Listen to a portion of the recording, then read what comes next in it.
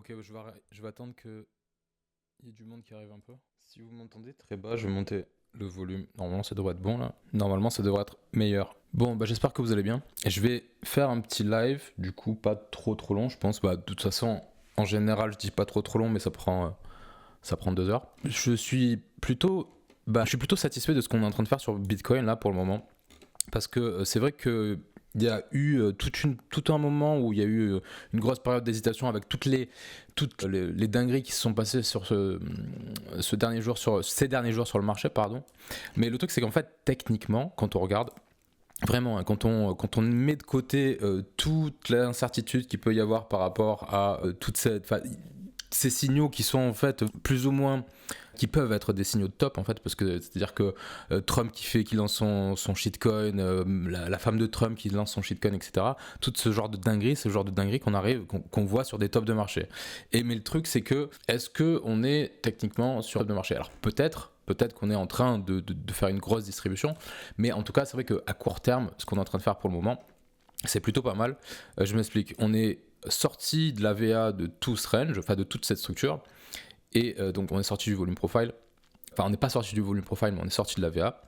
Et pour le moment, on est en train de pullback cette VA, mais pour le moment, on a un refus de réintégration de cette VA. Donc si, moi je fonctionne assez simplement, c'est-à-dire que pour le moment, tant qu'on tient le niveau c'est 101, 100, c'est 102 000 à peu près, tant qu'on tient ces niveaux-là et tant qu'on n'a pas une réintégration de ce niveau, qu'on a une consolidation pardon, dans la partie haute de notre volume profile, bah, on est potentiellement en train de faire une conso ici avant d'avoir une nouvelle phase d'expansion pour aller chercher des nouvelles targets. Alors pour les nouvelles targets, on pourrait utiliser les points pivots.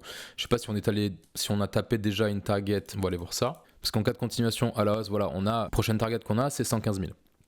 Donc on pourrait être en train de consolider justement sur ce volume profile, sur la value haute de ce volume profile, pour venir chercher notre target à 115. Donc voilà, c'est vrai que du point de vue purement technique, pour moi, tant qu'on est en train de voir cette conso au-dessus de 102, en réalité, le niveau exact, c'est 101 500. Bah, je me fais pas tant de soucis que ça. Alors maintenant, c'est vrai que quand on met un Fibo, on voit qu'on est en reload zone, hein, pas de souci. Mais on peut tout à fait avoir un scénario où on consolide dans notre reload zone et de fait, on consolide au-dessus de notre VA haute pour avoir une expansion et aller à 115 000. S'il advienne que, je ne veux pas fermer, s'il advient qu'on réintègre nos 102 000, la prochaine target, ce serait de venir chercher le POC, évidemment, donc 97 000. Et c'est vrai que si on perd ce POC, à mon avis, à ce moment-là, on reviendrait. Il y a de fortes chances qu'on revienne aussi en bas de VA. Et là, par contre, je pense que vu que c'est un support qu'on a tapé pas mal de fois, là, on serait dans le scénario où on est en train de faire un top. Alors, un top de cycle, je ne sais pas. De toute façon, vous ne pouvez pas savoir que vous avez eu le top de cycle avant qu'il ait eu lieu. C'est-à-dire qu'un top de cycle, ça commence par un top potentiellement local, et puis, enfin, un top local dans une tendance. Et c'est bien plus tard que vous savez que c'est le top, en fait.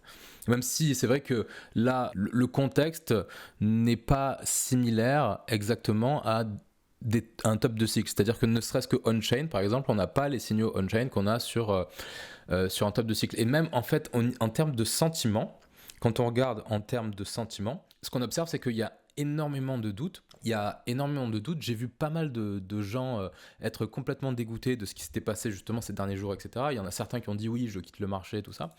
Et c'est vrai qu'en termes de sentiments, il y a beaucoup plus d'incertitude. Et c'est une incertitude que moi je ressens aussi personnellement, mais c'est pas un sentiment qu'on a sur un top de marché. C'est-à-dire qu'en général, un top de marché, ça se fait dans l'euphorie. Là, on n'est pas dans une. J'ai pas l'impression qu'on soit dans un contexte euphorique. Alors peut-être que sur Bitcoin, oui, parce que, enfin, ceux qui sont très exposés au Bitcoin, peut-être que oui, parce que c'est vrai que c'est vraiment un des seuls actifs qui a vraiment énormément performé. Mais comme il y a une importante partie des participants qui sont surtout exposés aux alts, le problème, c'est que cette euphorie, vu qu'il n'y a pas eu vraiment d'alt season, on l'a pas vécu et donc on n'a pas ce sentiment euphorique qu'on a sur un top de marché en général. Donc voilà, c'était surtout ça que je voulais dire. Si il advienne qu'on a ce scénario où on revient, donc ça voudrait dire qu'on revienne, qu'on échoue en RLZ, hein, et qu'on a retour ici, ce serait le premier niveau, c'est cette confluence avec notre VPOC et notre tunnel 4 heures. Et donc si ça break, évidemment le second palier, enfin c'est plutôt le dernier palier, ce serait vraiment la zone des 90 000 qui a été retestée pas mal de fois. Et de toute façon, d'ailleurs on voit que ça coïncide avec ce qu'on a sur le volume profile. Et donc je pense que là, si on retourne encore sur ce niveau, il y aurait vraiment de grandes chances que cette fois-ci on le break, pour venir par la suite dans notre déséquilibre qu'on a ici, donc 80 000, avec notre pivot annuel qui n'a pas bougé de toute façon. Donc là on a le trimestriel et on a une zone de pivot annuel. Et donc on a notre grosse confluence ici dans la zone 90 000, c'est 90 à... En fait la zone du tunnel elle est assez grande, mais on pourrait vraiment avoir un sweet spot qui se trouve entre 90 et 78 quoi. Et là, dans ce contexte-là, c'est vrai qu'on aurait quelque chose qui ressemble aussi un peu à ce qu'on a eu en 2021, où on a un premier high, on a un second high où on vient chercher les stops sous le premier, et derrière, on marque notre top avec un break de notre 4 heures, break de notre structure ici. Ça pourrait être le scénario où on a un top ici. Alors, toujours pareil, je ne saurais pas en avance si c'est le top du cycle. Ce que je peux dire, c'est que oui, on n'a pas le même contexte que ce qu'on a eu sur des tops de cycle précédents. Et je pars du principe qu'on peut tout à fait avoir un top de cycle sans avoir exactement les mêmes indicateurs qu'on a eu sur les cycles précédents, que ce soit le P-cycle top, etc. Je considère que ce sont de bons indicateurs de top, mais je considère qu'on peut avoir un top sans que ces indicateurs soient présents. C'est-à-dire que en termes d'occurrence, on n'a pas eu assez, on n'a pas un échantillon qui est assez élevé pour pouvoir avoir une espèce de totale garantie que ça va toujours se passer de la même manière. De toute façon, pour moi, c'est une évidence. Donc, voilà pour Bitcoin. J'ai pas énormément de plus de choses à dire, c'est-à-dire qu'on voit que notre prochaine target en cas de continuation, voilà, c'est 115. En cas de break, donc de 90 000, nos targets, ça va être en premier, on va avoir 87, c'est la zone entre 87 et 86 où on a un pivot, je pense que c'est le pivot trimestriel. Mais à mon avis, si 90 pète, j'ai un gros doute sur le fait que ce niveau tienne. À mon avis, il y a de fortes chances que si on reprend un flux baissier comme ça, je pense que vraiment ce niveau-là, on va vraiment... En plus, c'est pas basé sur grand-chose, mais il doit y avoir tellement de liquidation ici qu'il y a de fortes chances qu'on vienne directement dans cette zone, quoi. Dans cette zone, on sait qu'il y a un gros trou dans le volume profile à venir. Donc voilà. Mais c'est vrai que pour le moment, je le répète, à court terme, tant qu'on ne réintègre pas cette zone-là, des 102, il y a quand même, je pense, la possibilité qu'on fasse une consolidation pour avoir encore une expansion haussière. Alors après, c'est vrai que là, on est purement dans le technique à court terme, et on peut tout à fait avoir un événement macro, ou je ne sais pas, qui inverse totalement le contexte actuel, parce que c'est vrai que les choses peuvent changer très rapidement. Très rapidement. Là, mon analyse, elle est vraiment à l'instant T de ce que je suis en train de voir, quoi. Donc voilà pour Bitcoin. Pour l'Ethereum, on va regarder contre Bitcoin. Il me semble que c'est toujours pas joli. Même si, bon, on a continué à faire des plus bas, je crois. C'est vrai que la tendance, elle est toujours baissière. On est toujours sous le 4 heures, sous le 1 heure. On voit que, bon, là, on a fait vraiment, d'un point de vue très long terme, on est dans une zone qui est idéale.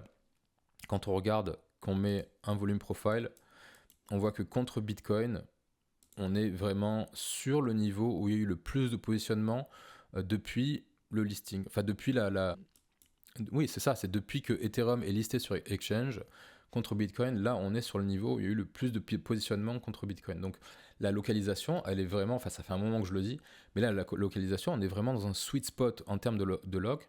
C'est-à-dire que quand on prend, si je mets un Fibo sur la plus grosse expansion, on voit qu'on est sur quel niveau? Et bon, en plein RLZ, c'est vrai que si on ne tient pas ce VPOC, donc je vais le remettre, si on le tient pas, à mon avis, on pourrait très rapidement revenir dans le déséquilibre qu'on a ici, vu qu'on a un gros gap dans le volume profile ici. Donc c'est vrai qu'on pourrait revenir sur ce high volume node en support. Et après, c'est vrai qu'on en a un autre ici avec un gap aussi dans le volume profile ici, avec nos 88.6 sur Fibo. Donc c'est vrai que si on ne tient pas à ce niveau et si on ne commence pas à consolider pour pouvoir se retourner sur ce niveau, sur Ethereum contre Bitcoin, bah, on peut très bien se téléporter de 24%, je pense. Ça doit faire quoi? Ça doit être... Ouais, c'est ça. Ça doit être 20% à la baisse, quoi. 20% à la baisse.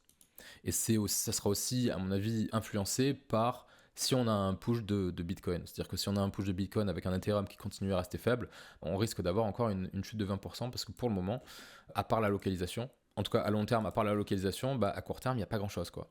C'est-à-dire que en termes de price action, on est toujours baissier. Là même, sur du 4 heures ou sur du 1 heure, là on voit que bon, on est sur de la conso, mais on est juste sur de la conso, quoi. On n'est pas en train de structurer quelque chose de très très très très bullish. Alors je sais que malgré ça, il y a quand même, oui, le projet de la famille Trump qui est en train d'acheter.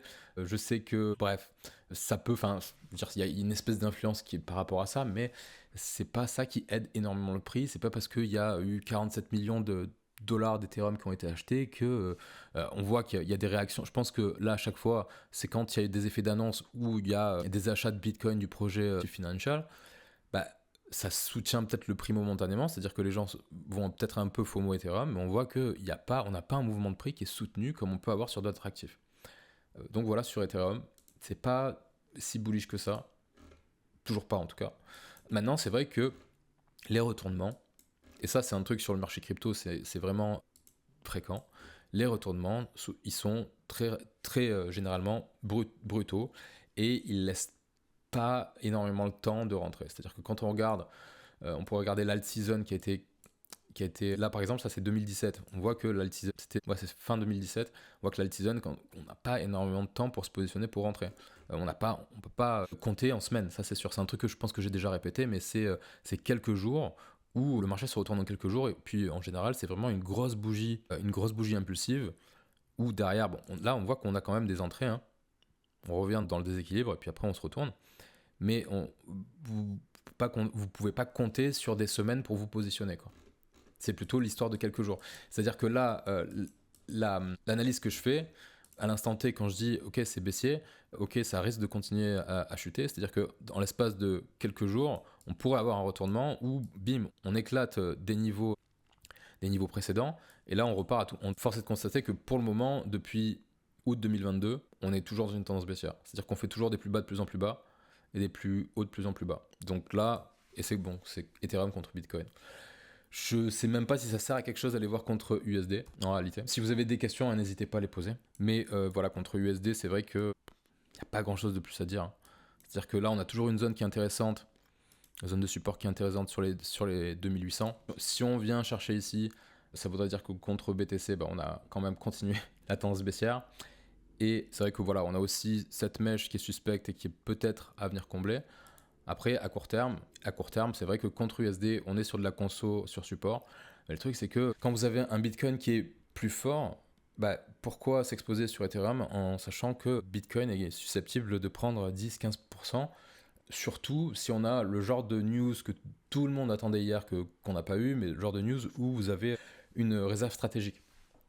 Donc c'est aussi un truc important à prendre en compte, c'est que, et là je vais passer sur les alts, c'est-à-dire que si vous avez l'annonce d'une réserve stratégique, et c'est ce qui aurait pu se passer hier, c'est un coup à ce que la Bitcoin dominance prenne je sais pas combien de pourcents, peut-être pas 10, mais c'est un coup à ce que la Bitcoin dominance explose. Pourquoi? Parce que le Bitcoin exploserait à la hausse avec des alts qui explosent à la baisse, des alts contre Bitcoin, enfin Ethereum compris. C'est-à-dire que si on a l'annonce d'une réserve, bah, qu'est-ce qui va se passer? Il va se passer ce qui s'est passé pour le listing de Trump sur les échanges on-chain, c'est-à-dire que ce qui s'est passé, c'est que toutes les liquidités, j'aime pas trop dire les liquidités sont parties d'un endroit à un autre, parce que c'est plus complexe que ça quand même, mais c'est vraiment les intervenants de marché ont fait quoi? Ils ont vendu tous leurs shitcoins sur Solana, etc., pour acheter le Trump qui est parti en flèche, parce qu'en fait tout le monde voulait acheter du Trump. Si j'ai encore je sais pas si on n'aura pas toute la charte, mais voilà, en gros ce qui s'est passé, c'est que les gens ont vendu, je sais pas, leur Ether, leur Solana, etc., pour acheter du Trump parce que c'était le truc à acheter à ce moment-là. S'il y a un effet d'annonce avec une réserve stratégique, ce qui risque de se passer, c'est que tout le monde va vendre tous ces shitcoins qu'ils ont sur leur exchange. Donc on pourrait prendre, je sais pas ce qu'on pourrait prendre n'importe quoi, mais on pourrait prendre OTH. En fait, ce qui va se passer, c'est que les gens vont faire la bascule Ethereum contre Bitcoin, donc Ethereum va chuter contre Bitcoin, et Bitcoin va s'apprécier contre USD. Donc forcément, la Bitcoin dominance va exploser à ce moment-là. Ce que je suis en train de dire, c'est qu'à court terme, une annonce de réserve stratégique de Bitcoin, c'est absolument pas bullish pour des gens qui sont exposés sur les alts. Parce que peut-être que les prix de vos alts en USD vont temporairement être stables, et encore, je suis pas sûr de ça, je pense pas du tout. Mais en tout cas, contre Bitcoin, il risque de s'éclater au sol, ça c'est sûr. Donc après, évidemment, c'est bullish sur le long terme, parce que ça peut amener aussi ça ouvre la porte à faire des réserves stratégiques sur d'autres cryptos. Mais en tout cas, c'est vrai que c'est le genre d'annonce que si on l'avait eu hier, ça n'aurait pas été très bullish attention pour les alts. En tout cas sur le court terme, sur le long terme c'est une autre histoire, mais sur le court terme. Du coup, au niveau des altcoins, si on regarde la dominance, là, depuis ce matin, c'est ça, ouais, non, c'est depuis hier. Depuis hier soir, en tout cas hier soir pour moi, ouais, je vais mettre Authors contre BTC. Bon, à court terme, c'était pas mal. Bon, là, maintenant que je suis en DI, bon, ce qui est ok, c'est que bon, la tendance, elle est baissière depuis le push qu'on a eu suite à l'élection. C'est ça, c'est le push qu'on a eu le 4 novembre. Là, on est en train de retourner sur support. Donc, une résistance, ça se vend. Un support, ça s'achète. Donc là, sur les alts contre Bitcoin, en tout cas, on est en train progressivement de revenir sur une zone qui est intéressante. Là, on voit, ça c'est une zone de support. Mais je le mets ici. On peut le tracer un peu n'importe comment, hein, mais c'est une zone de support, ça se voit, le prix réagit sur ces niveaux-là. On a eu une première réaction et là, on est revenu sur ces niveaux. Donc là, c'est un niveau où on peut espérer, entre parenthèses, hein, mais c'est le genre de niveau où on peut avoir une réaction. Okay, donc c'est le genre de niveau où techniquement, on peut s'exposer, quoi. Maintenant, si on perd cette zone-là, si on perd ça, ça veut dire quoi ? Ça veut dire qu'on est toujours dans une tendance baissière sur les alts contre Bitcoin, et ça veut dire que le prochain niveau à venir chercher, à mon avis, c'est cette zone-là. C'est la zone, en fait, qui a déclenché l'ad season en 2020. C'est-à-dire que ça, c'est le dernier... Parce que là, on le voit qu'on est sur support, on est sur ces niveaux-là, hein, niveau de mars 2019 et septembre 2020. Et derrière, on a vraiment la toute dernière zone, même si on en a une autre qui est plus bas ici, mais en tout cas, on a cette zone-là où on a eu la réaction sur l'alt season 2021. Si on doit aller jusqu'ici, ça fait quand même une sacrée chute. Des points actuels, ça fait 40% de chute. J'ose espérer que... Là je le dis, hein, parce que j'ai quand même pas mal d'alt aussi. Si ça arrive, on va l'avoir mauvaise. Hein. En tout cas, là, c'est quand même un des derniers points à travailler pour espérer... Je déteste utiliser ce terme, mais bon, on va quand même l'utiliser.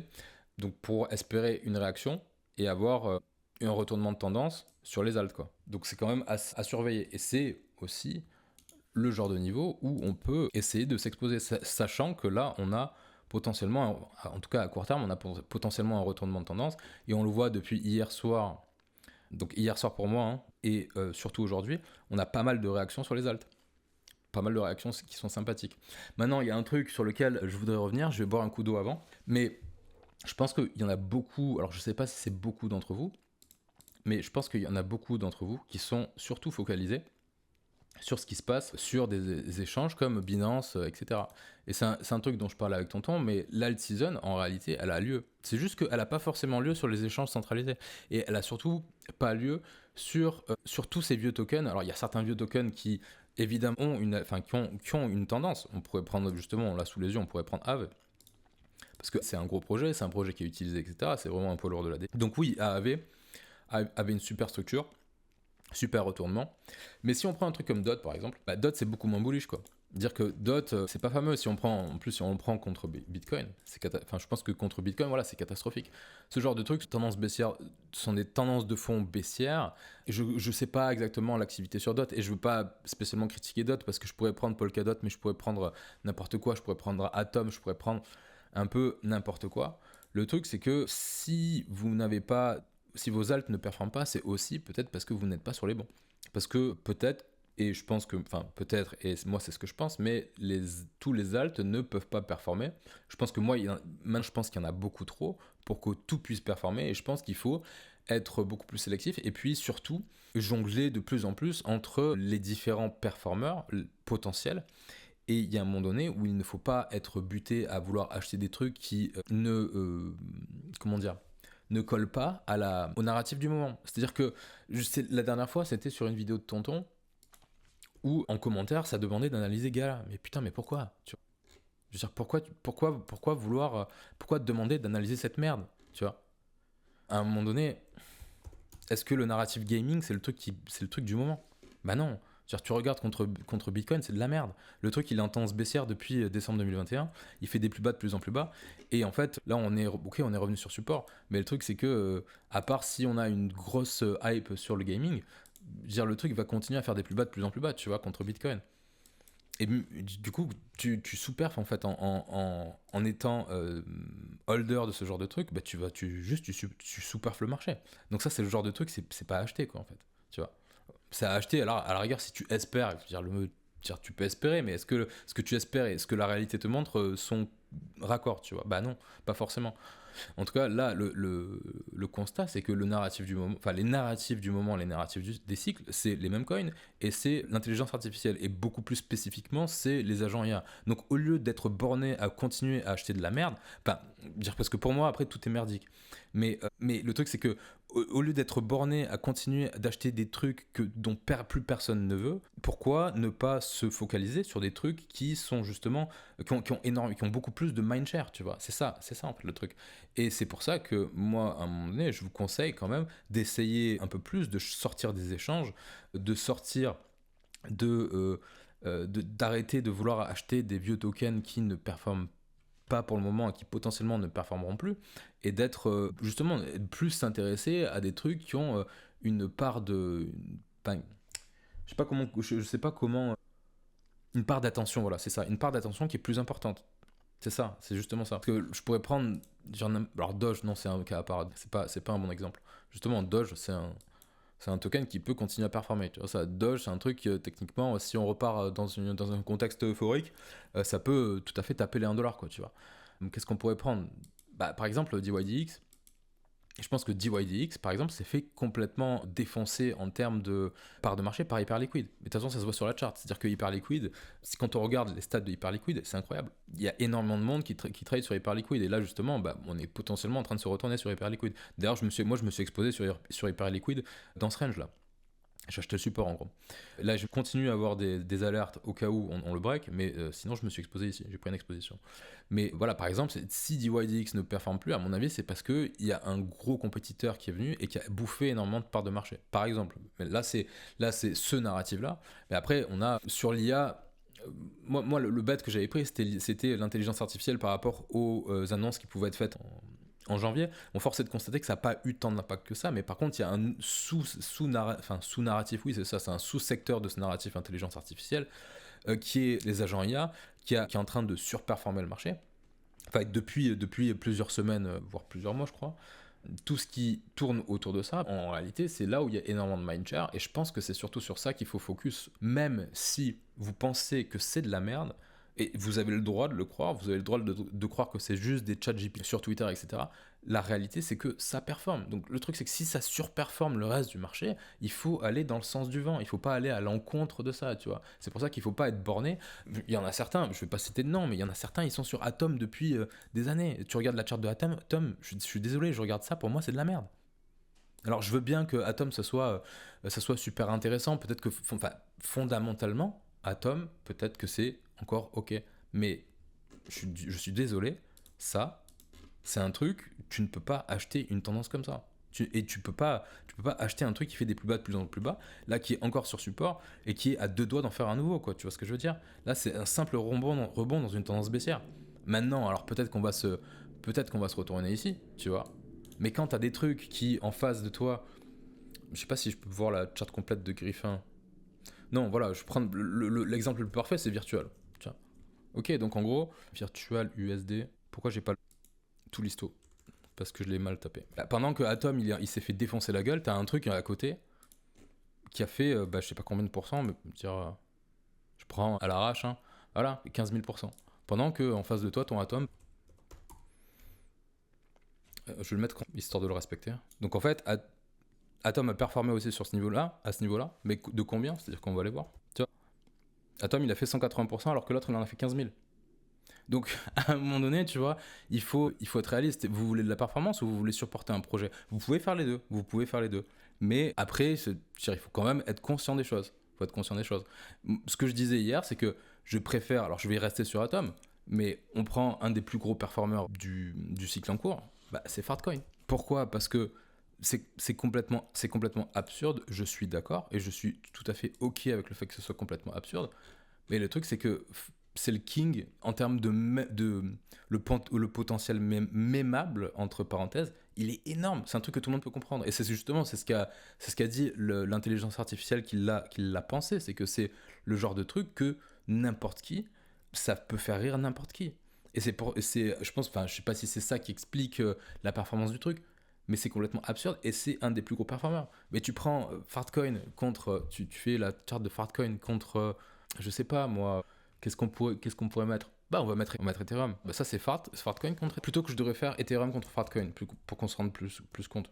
Voilà, ça c'est la charte d'Ethereum contre Fartcoin. Donc le truc c'est que depuis octobre 2024, il vaut mieux hold un putain de basé genre sur le P plutôt qu'un des trucs fondamentalement les plus intéressants, tu vois. Donc il faut pas, moi je n'irais pas me battre contre ce genre de choses, quoi. C'est peut-être malheureux, c'est peut-être débile, mais à un moment donné, si votre objectif c'est de faire du profit, bah tu dois à un moment donné prendre comment dire, prendre conscience que bah le sens du vent, bah c'est celui-là, quoi, en fait. Et alors après, c'est très facile à dire, c'est très facile à dire, mais c'est très difficile à faire parce qu'il faut avoir envie d'acheter ce genre de truc, quoi. Mais bon.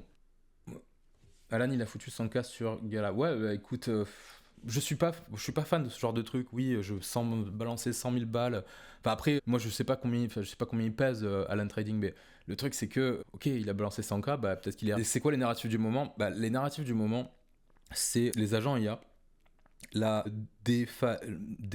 putain, je saurais même pas le prononcer, c'est DeFi. Donc, en gros, c'est la finance décentralisée, mais avec une part de couche d'IA dessus. T'as des projets comme Griffin qui font ça, qui sont sur ce narratif. Et si tu regardes la charte de Griffin, je sais pas si on l'a en entier là. Griffin, tu regardes la charte, je vais la mettre. Non, elle est pas entière là. Et je vais aller la montrer sur Dexscreener, c'est mieux. D'ailleurs, on va passer sur Dex. Mais d'ailleurs, je vais d'abord finir de répondre. Et je pensais à un truc, vu que Podal perf et beaucoup ne perfent pas, voire dump. Mon folio au total, au final ne bouge pas. J'ai de plus en plus envie de réduire le nombre d'alts en portefeuille, mais ça induit d'être exposé à des 10, 15, 20% par asset. Vu que si ça dump to dump et que si ça pump, que peu de coins pump, au final ça rajoute du risque sur certains coins, mais au final sur le portefeuille total, j'ai pas l'impression que ça rajoute du risque. En fait, le truc c'est que, regarde Tord, si tu t'exposes à 100 actifs et que tu mets 1% sur chaque actif, qu'est-ce qui va se passer? Il va se passer que tu vas avoir des alts certaines qui performent, certaines qui ne performent pas, voire sous-perf. Et le problème, c'est que du coup, ton portefeuille, il va être surdiversifié et potentiellement, il ne va pas performer tant que ça. Mais le problème, c'est que comme tout est extrêmement corrélé en période de baisse, quand tout va se péter la gueule, bah, ton portefeuille, il va vraiment se péter la gueule. Donc tu vas avoir une perte qui va être générale quand tu es dans une période de baisse sur le marché des cryptos, mais quand tu vas être dans une tendance qui est haussière, comme tu vas avoir des inégalités au niveau des performances, bah, ton portefeuille va moins performer. C'est pour ça qu'en crypto, le problème de la surdiversification, c'est un gros problème. C'est-à-dire que au plus vous êtes diversifié, au plus vous prenez le risque de ne pas performer. Et de toute façon, c'est pareil sur le marché. Au final, c'est pareil sur les stocks. Mais en crypto, c'est beaucoup plus amplifié, je pense.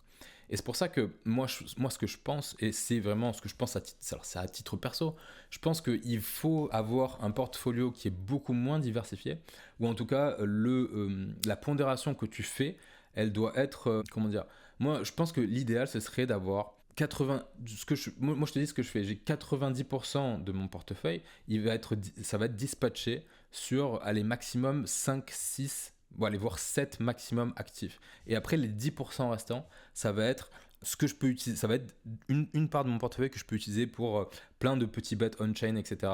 Où là, je peux surdiversifier. Mais voilà, en fait, c'est la pondération que tu fais. C'est-à-dire que si 100% de ton portefeuille, tu le disperses sur 100 actifs, bah, tu prends le risque de ne pas performer du tout. Par contre, ce que tu peux faire, c'est justement, tu prends 90% de ton portefeuille que là tu dispatches sur 5 actifs, voire peut-être 4, tu vois. Même tu peux avoir un portefeuille où tu vas être 90% Bitcoin. Ben justement, le truc c'est que je pense que le portefeuille le plus safe et qui combine le plus sécurité et performance, en réalité c'est un portefeuille qui est pondéré en grande partie sur Bitcoin, parce que Bitcoin en général surperforme le reste. Maintenant, si tu es en capacité de pouvoir avoir des paris avec assez de conviction et avoir les compétences possibles pour déterminer que tel actif est capable d'avoir une bonne performance, ne serait-ce que si tu prends un portefeuille et que tu mets, je sais pas, tu prends une part de Bitcoin, alors, j'allais dire une part d'Ethereum, mais non, mais je dirais plutôt une part de Solana, une part d'Ethereum. Il faut avoir le timing aussi. Là, pour le moment, le timing, ça fait des années qu'il n'est pas là. Une part de AAV et je sais pas, qu'est-ce qu'on pourrait prendre. Allez, on pourrait prendre une part de IO. Bah, là, tu peux avoir un truc où tu prends 90%, sur 90%, tu fais ça. Et sur le 10%, le 10% du reste, tu fais autre chose. Mais en fait, le truc, c'est qu'au plus tu vas être dispersé, et à mon avis, au plus tu risques de ne pas performer. C'est ça le truc. C'est ça le truc, et c'est pour ça que ça sert à rien d'avoir 50 actifs. Alors tu peux en avoir 50, mais si les 50 sont dispatchés à part égale sur ton capital, là c'est vraiment, je pense que c'est à risque en termes de performance. Et le truc c'est que dans tous les cas, le risque il va être quasi identique sur la baisse. C'est-à-dire que c'est ça le truc.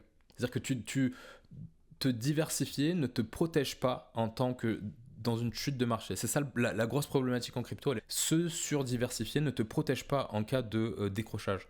Et c'est là le problème, si tu veux. C'est-à-dire que si la surdiversification te permettait de te protéger en cas de chute, bah, ça serait moins problématique que ça ne l'est actuellement. C'est pour ça qu'il vaut mieux vraiment avoir des... Gens l'appellent... Alors moi j'ai du mal avec le mot conviction, mais c'est plus des convictions bêtes où tu vas vraiment penser, mais là ça demande quand même un peu plus, ça demande un minimum de compétences, de se dire ok cet actif peut vraiment superperformer le reste, plutôt que d'acheter des trucs de manière aléatoire. Bon, même si tu peux acheter des trucs de manière aléatoire et superperformer un mec qui va... C'est ça le problème en crypto, hein. C'est-à-dire que tu peux acheter des trucs de manière complètement aléatoire et surperformer quelqu'un qui va se casser le cul à faire des tonnes de recherches. C'est triste, mais c'est une réalité. Bref, c'est pour ça, c'est vraiment la pondération que tu vas faire sur ton portefeuille.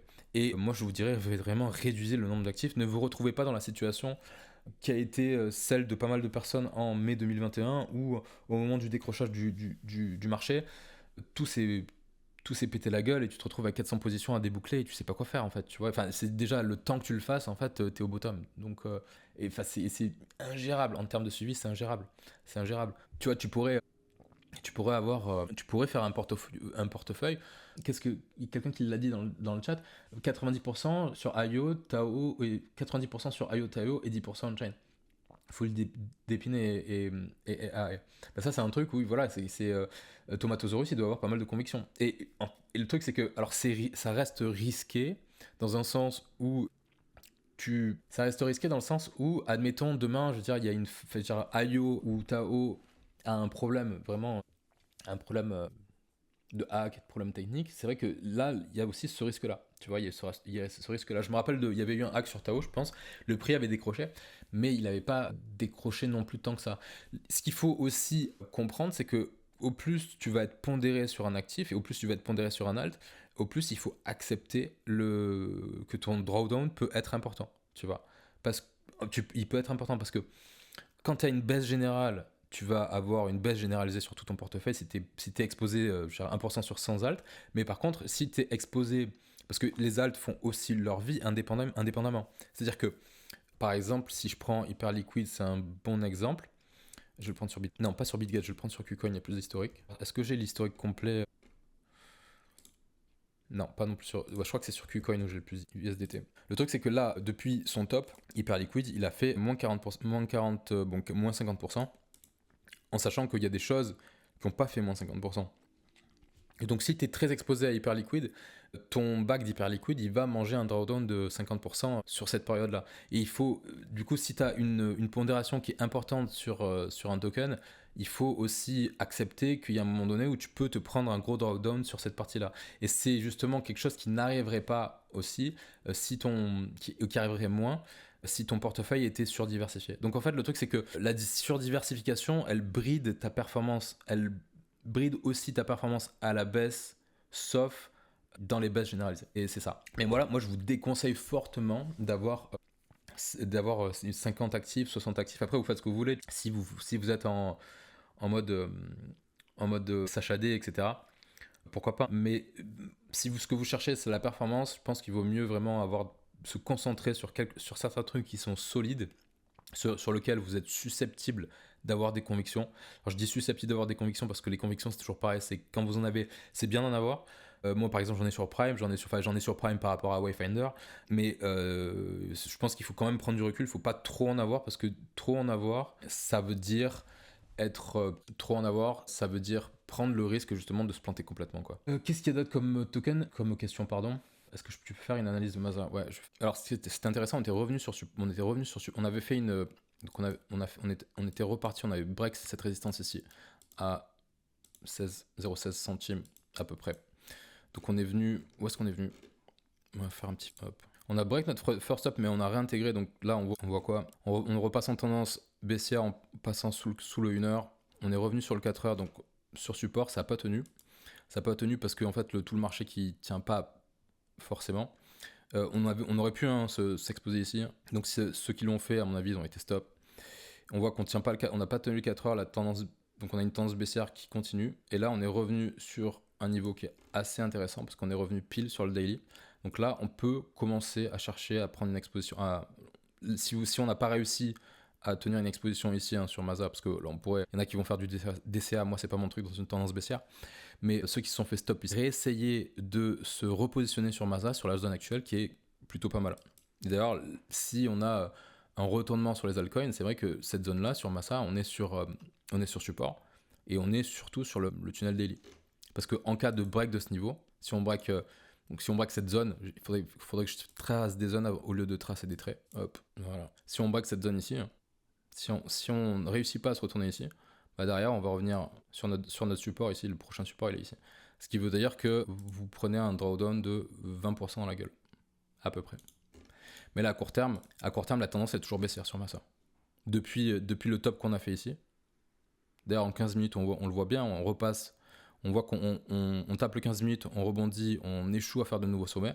Derrière on revient sur le 15 minutes, on casse le 15 minutes, on a cross momentum bearish court terme. Là, on voit qu'on a un cross 5 minutes, 15 minutes. Et derrière, bim, le 5 minutes tient la tendance.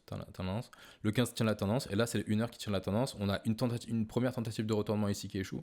Et là, on revient sur une zone intéressante. Par contre, à court terme, toujours pareil, on est toujours en train de buter sur le 15 minutes.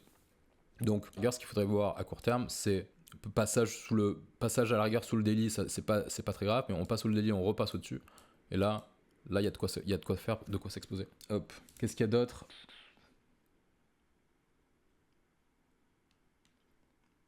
Du coup, pourquoi créer des bots AQ2 basés sur le gaming? Je ne gère pas le copy trading. Moi, tout ce que je dis dans mes lives, ça ne concerne que moi. Ce n'est que ma propre analyse. C'est ma propre analyse, tu vois. Moi, je fonctionne comme ça. Donc, pour le copy trading, c'est pas moi qui gère. Est-ce que tu penses qu'il est... Donc, du coup, Massa, oui, à court terme, il est toujours en tendance baissière. Par contre, moyen terme, on est sur une zone qui est idéale.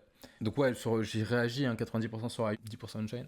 Ouais, on retrouve la difficulté du cherry picking sur les stocks. 18 à 7 à 5% en moyenne, mais je trouvais ça trop, tu confirmes mes pensées.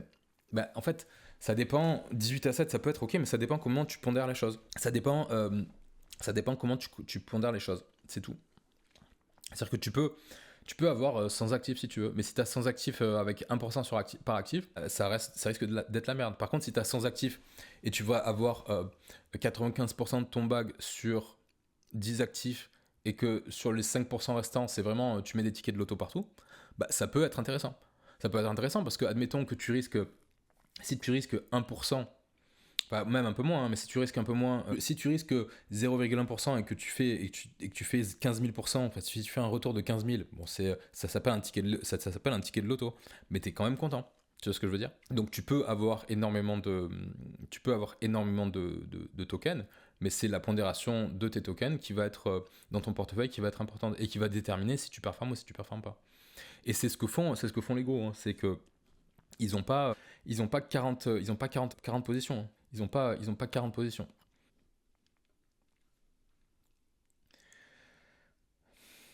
Trump souhaite une guerre économique entre Europe et Chine par le biais de la monnaie, dans quelle mesure un ratio USD serait un désavantage aux particuliers européens? Un ratio euro-USD serait... J'ai pas compris la question. Moi, la macro, c'est pas énorme mon truc. Hein. Moi, c'est vraiment plus les questions déjà. C'est vraiment ce genre de truc. Parce que là, salut Ponzi, je suis actuellement sur une soixantaine de cryptos, j'attends la fin du mois et je vais commencer à arbitrer pour pouvoir me focus et réinvestir sur les meilleurs projets, ceux qui performent. Oui, 60 projets, en fait, voilà, comme je l'ai dit, hein, 60 projets, c'est beaucoup trop. Moi, j'ai fait l'erreur. Hein. J'ai fait l'erreur d'avoir, je crois que c'était à un moment donné, en 2020-2021, j'étais surdiversifié, j'avais, je crois, 75 cryptos à un moment donné.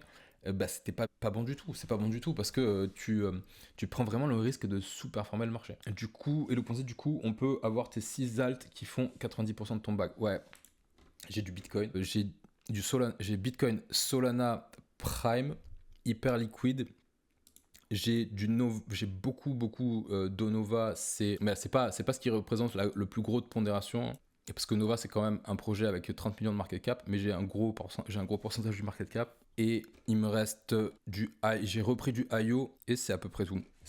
Et j'ai commencé à racheter de l'Ether récemment. Mais bon, c'est pas encore. Là, j'ai vraiment commencé à racheter de l'Ether. Et après, j'ai beaucoup de trucs qui sont justement on-chain. Ne serait-ce que par exemple, j'ai racheté quoi sur là, on l'a pas. Je vais essayer de mettre tout listo. Et je vais essayer de mettre tout listo, mais.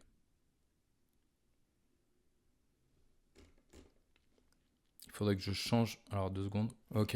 Là, normalement, vous avez Dexscreener. Par exemple, il y a pas mal de trucs que j'ai racheté sur support récemment. Ne serait-ce que donc des GPU, ça j'en avais, ça j'ai acheté, ça par exemple, ça c'est un truc, j'avais posté la charte à tonton, mais la charte était incroyable, on est revenu sur support, là on repart, et il y a plein d'actifs comme ça, justement il y a plein d'actifs comme ça où, bah comment dire, il y a de grosses performances à aller chercher, parce que ce qui se passe sur Binance, etc., c'est bien gentil, mais vous avez plein de nouveaux actifs qui sont listés, qui sont pas forcément listés directement sur les échanges centralisés, et qui font de super performances. Et là, par exemple, moi j'ai vu ce genre de chart, bah, j'achète. Et d'ailleurs, derrière, on a fait quoi? On a fait 160%. Là, on est revenu sur support, on a rebondi sur support, on repart à la hausse. Bah, il y avait un double à prendre ici, quoi. Il y avait un double à prendre. Qu'est-ce que j'avais acheté? Que j'ai racheté aussi, H-Term, par exemple, ça. H-Terminal. La chart était pas mal. Et du coup, et ça aussi, on est revenu sur support. Support, ça s'achète. Support, on achète, résistance, on vend. Moi, je suis débile. Hein. J'essaye d'acheter un support et de revendre une résistance, c'est tout. Je suis débile. Je suis pas un génie, hein, je suis débile. Quoi d'autre? Après, voilà, il y a plein de trucs qui, potentiellement, quand je les achète, après, à un moment donné, ça, selon la performance, bah, ça commence à prendre une part plus importante de ton portfolio, quoi. Ce qui est normal. S'il y a un autre actif qui performe pas en face, surtout pour ça, quoi. Mais si je vous montre les charts de ce qui se passe, je sais pas si tonton le fait, mais framework projet agent IA, bah vous regardez la chart, il y a pas de bear market ici. Ça c'est un truc qui ton run. Dire si je prends Anon, ça c'est un projet de DeFi, bah regardez la chart, on va virer la mèche, voilà, ça surperforme.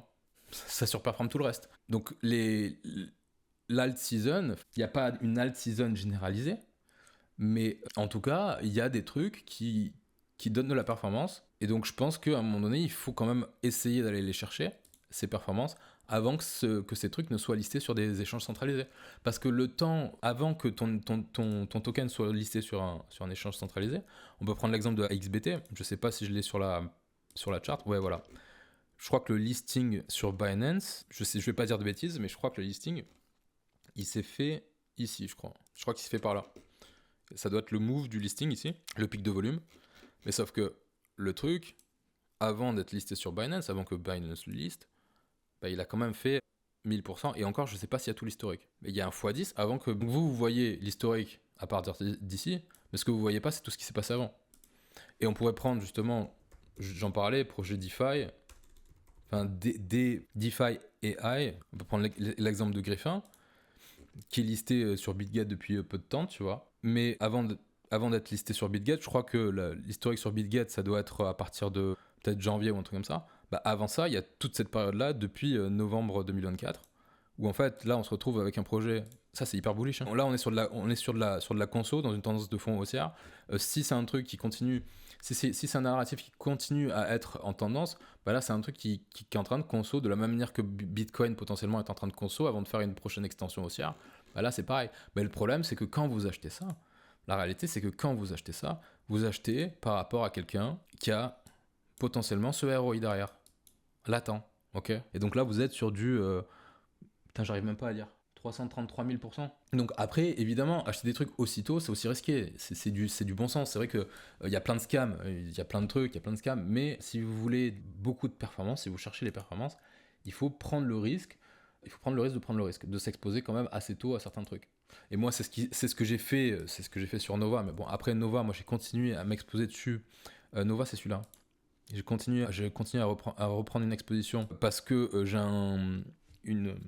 j'ai pas mal de convictions sur Wayfinder, sur Prompt, qui n'est pas encore sorti, dont je vous ai déjà parlé dans des lives précédents. Mais moi, je l'ai acheté là. Je crois que mon prix moyen, ça doit être, je sais plus exactement, mais ça doit être par là. Mon prix moyen, il est là. Donc voilà, quand on regarde le prix moyen, par exemple, sur ce token-là, je fais partie des personnes qui ont un ROI qui est exceptionnel par rapport au reste du marché. Bon, après, il y a beaucoup de chance. Hein. Il y a un gros facteur chance quand on chope un truc aussi, qu'on a un gros ROI. Hein. Il faut pas croire que c'est du talent. Hein. La plupart des gens qui arrivent à faire ça, c'est juste qu'ils ont de la chance. Ils sont pas forcément du talent. En tout cas, moi, c'est ce que je considère avoir, beaucoup de chance. Du coup, le ticker de Nova, c'est Nova, mais après, il faut que ce soit le bon contract. Est-ce que je pense que les agents IA, ça va continuer à pumper ? Oui, je pense que ça peut continuer à pumper. Ouais. Je pense que c'est une narrative qui peut continuer à être en tendance. Après, toujours pareil, c'est-à-dire que est-ce que on est toujours pareil, est-ce qu'on est sur le top de, si on est sur un top de cycle ou est-ce qu'on n'est pas du tout sur un top de cycle. Ça, c'est un truc à déterminer. C'est-à-dire que si c'est le cas, ça va dérouiller, ça c'est sûr. Maintenant, je pense que c'est un narratif qui peut continuer à avoir de l'attraction. Ça, oui, je pense que c'est un narratif qui peut continuer à avoir de l'attraction, c'est certainement le cas. Qu'est-ce qu'il y a d'autre comme question ? Alors Prime, est-ce que je l'ai charté ? Mais alors ça aussi, attention, c'est-à-dire que c'est pas parce que par exemple moi je vais vous dire que j'ai des convictions sur un truc ou quoi, il faut faire attention à ne pas être influencé par ce que vont dire les autres. Ne mettez pas un effet de halo. Enfin, faites attention à l'effet de halo. Faites attention à... Moi, il y a plein de fois où j'ai acheté des choses parce que X ou Y avait des convictions dessus. Je me suis fait influencer... je me suis fait influencer, j'ai pas honte de le dire, que j'ai été influencé pas mal de fois par les achats de X ou Y, par des gens que je pensais être beaucoup plus calés que moi fondamentalement, etc. Je me suis fait... Il y a des fois où j'ai gagné, évidemment, mais il y a des fois où je me suis fait littéralement rouler dessus. Et c'est pour ça qu'il y a il y a un conseil de Livermore, je crois, qui dit je ne fais pas confiance aux tuyaux. Faites attention justement aux tuyaux, parce que si vous êtes influencé par le fait que je dise oui, j'ai Prime dans mes bagues, vous prenez un énorme risque si je me plante complètement sur Prime. Et c'est une possibilité, c'est pas parce que j'ai plus d'expérience que vous, etc., que mon pari, le pari que je prends sur Prime est un bon pari. C'est ça, il faut vraiment nuancer. Faites très attention à l'influence. Okay. C'est vraiment pas parce que quelqu'un vous dit oui, ça c'est super, etc., que ça l'est vraiment. Je vais repasser sur TradingView pour Prime. Prime, ce qui est bien, c'est qu'en termes de price action, là, on est revenu sur support, on a une réaction sympathique sur support ici. Okay. Si je mets, chose que j'aime bien faire, on voit qu'on est quand même revenu, on a réintégré la value. Bon, si on revient sur VPOC ici, il y aura toutes mes alertes qui vont sonner et ça fait une grosse correction, mais ça veut pas dire que ça ne peut pas arriver. Mais en tout cas, là, de manière court terme, on est sur un support sur lequel il y a du positionnement qui est possible. Okay. Il faut aussi que le marché reparte, parce que si le marché repart pas, c'est une certitude, quasi-certitude, je dirais, qu'on va venir à minima chercher le tunnel daily. Donc on a le zone à 176, sachant qu'en plus, là, juste ici, on a des lows à venir chercher. Okay. Donc ça ferait confluence avec ces lows là, entre le tunnel et ces lows. Je pense que la prochaine étape en cas de continuation baissière, parce que là on est dans une tendance baissière, on voit qu'on a un low ici, et là on n'a pas fait de low, donc peut-être qu'on va avoir une inversion de tendance ici, ou alors on va venir chercher ce niveau là, première étape, et ensuite qu'est-ce qu'on a la prochaine étape en cas de continuation baissière? Voilà, on a le niveau avec le VPOC, notre tunnel 3D ici. Donc ça va être la zone entre 8.7 et 8.3. Qu'est-ce qu'il y a d'autre comme question? Cubic. J'en penserai. En fait, quand vous me demandez ce que je pense d'un projet, il ne faut pas s'attendre à une réponse au niveau fondamental. Ça, c'est pas. Je connais pas les les projets vraiment parfaitement pour pouvoir te donner un avis fondamental sur un truc. Par contre, après, le PA, ça c'est pas un problème. On pourrait prendre Cubic. Cubic sur AMXé, on est revenu sur support, on est revenu sur une belle zone de support ici. On a une première réaction, mais on voit que la tendance de fond elle est baissière. D'ailleurs, Cubic, je suis sorti, je suis sorti ici. J'en avais parce que justement, j'ai resserré le nombre de positions que j'avais parce que j'avais plein de trucs qui ont performé. Et j'ai décidé justement de faire cette repondération du portefeuille où vraiment je resserre un maximum, enfin un maximum, pas, parce qu'un maximum ça voudrait dire garder trop actif, mais resserrer, être moins diversifié pour pouvoir justement augmenter potentiellement la performance, quoi. Du coup, Cubic, j'étais sorti par là et j'ai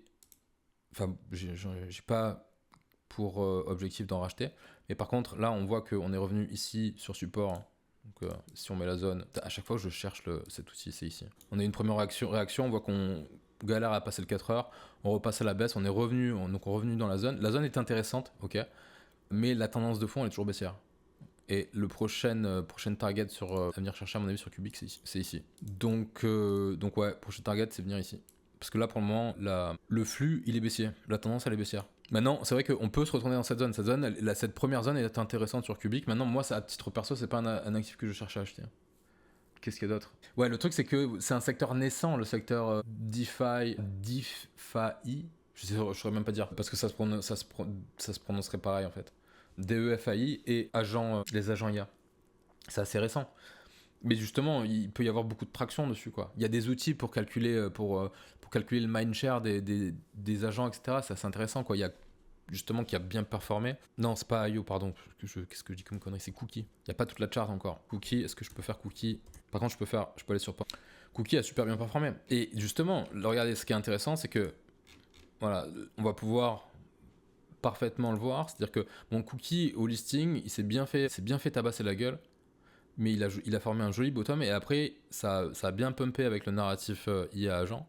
Mais quand on compare la chart on-chain de Cookie avec la chart sur Binance, parce que ça a été listé sur Binance, bah voilà. C'est-à-dire que je vais le mettre, déplacer, vous laissez dessus. C'est-à-dire que vous arrivez sur Binance, vous voyez ça. Est-ce qu'on peut le mettre en candle, style bougie. Vous arrivez sur le Binance, vous voyez ça, ok. Mais sauf que vous voyez pas tout ce qui s'est passé derrière. Et en fait, ce qui s'est passé derrière, c'est tout ça.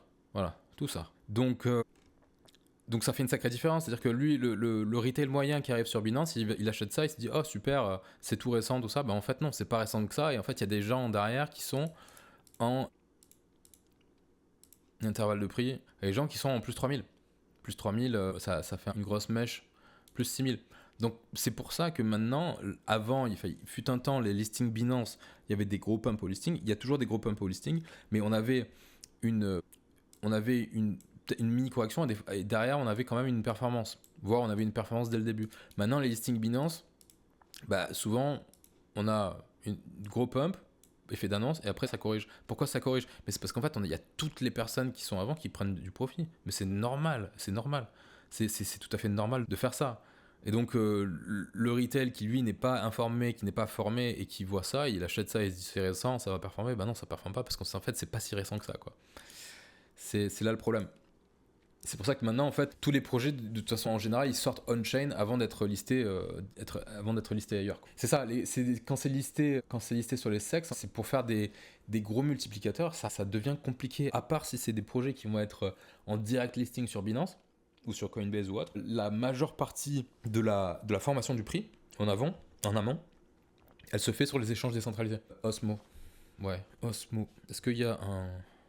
Ouais, super. Osmo, c'est un deck sur Atom, je crois. C'est pareil, c'est-à-dire que ça, c'est un truc...